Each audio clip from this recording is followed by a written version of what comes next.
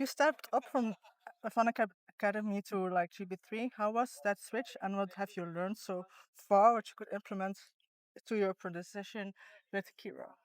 Yeah, obviously, F1 Academy giving me that first initial platform to get into the sport. I don't think if it weren't for F1 Academy, I don't really think I'd have a career, to be honest.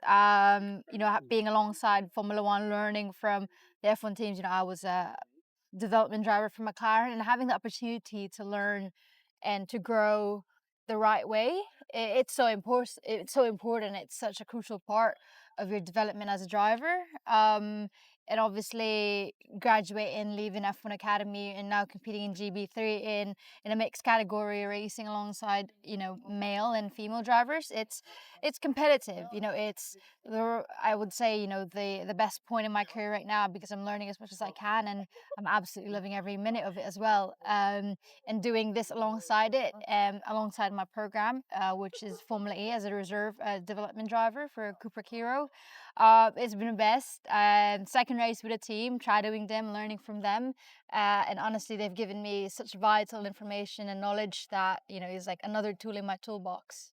I mean, you were there and then had his first podium, so I think it's like you were their lucky charm. No, yeah, it was a first day on the job Yeah, for me, and the team, won. So I think it was a great first race. yeah. You drove the all women's test back in November last year. How was it to experience the Gen 3 Evo for the first time? It was great. Honestly, I think it is still the fastest car I've ever driven. Straight line speed is incredible. We were hitting close to 100 miles per hour in Jarama, Madrid, quite a technical track.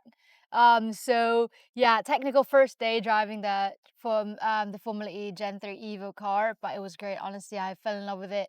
And I just fell in love with the amount of discipline that drivers need to have to be able to, drive the car and to be quick in it as well. And I've just loved the whole process. I think the Harama test was a rather good day for us, posting the third fastest lap time, which is obviously a nice thing. Um, how important do you think these opportunities like the all women's test and the rookie test are for drivers like yourself?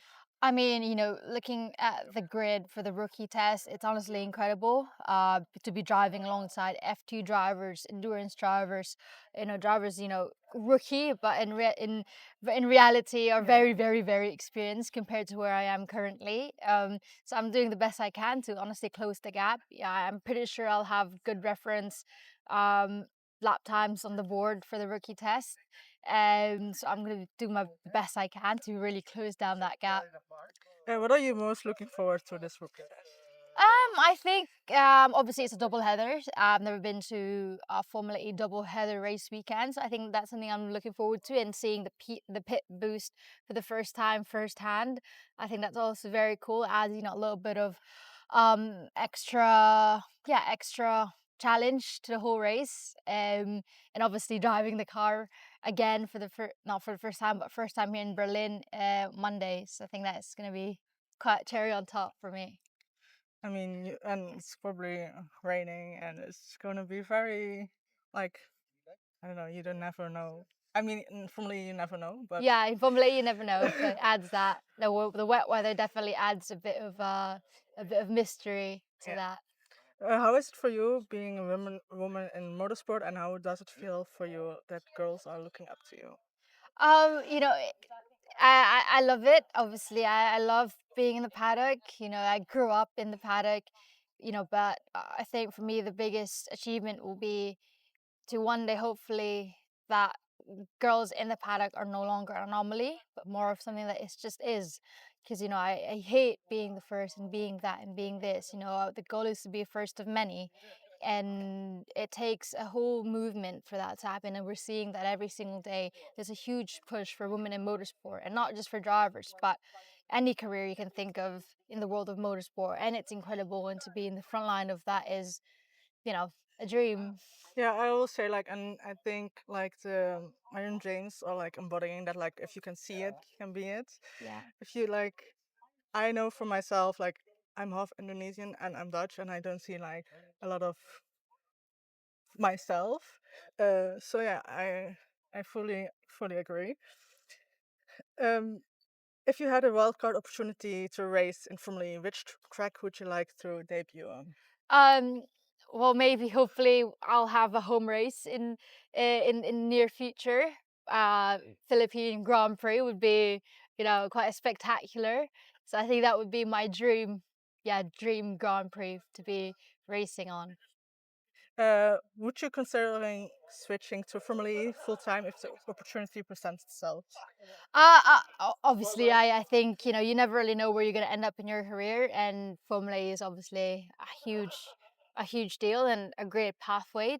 And a lot of the drivers that were aiming for Formula One end up going to Formula E because of what the opportunity it brings to them. I think electric is it's the future, as everyone's saying.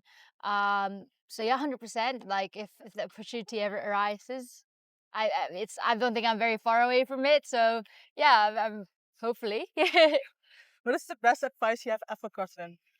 Best advice I've gotten? Probably.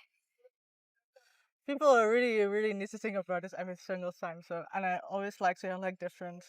Probably to care less, to be honest. That was something that my manager told me is, I often overthink and worry about things that never end up happening. So I wish if I'd put in my energy elsewhere rather than overthinking and worrying about things, maybe I'd be, you know, where maybe I'd be somewhere. So I think yeah, probably care less and focus on yourself.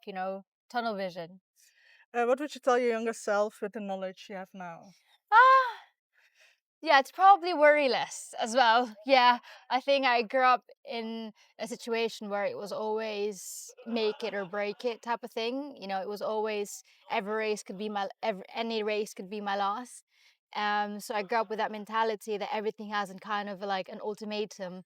So now that I'm older, I realize that one bad race does not define who you are and what you can be at all. So yeah, probably worry less. That's my last question. Thank Thank you. you. Thank